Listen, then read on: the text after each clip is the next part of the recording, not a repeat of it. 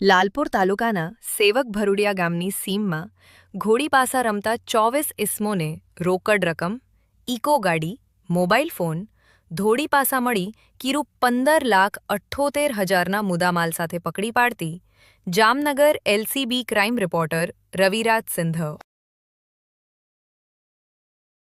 લાલપુર તાલુકાના સેવક ભરુડિયા ગામની સીમમાં ઘોડી પાસા રમતા 24 ઇસમોને રોકડ રકમ, ઇકો ગાડી, મોબાઈલ ફોન, ધોળી પાસા મળી કીરુ 15,78,000ના મુદ્દામાલ સાથે પકડી પાડતી Jamnagar LCB crime reporter Raviraj Sindh.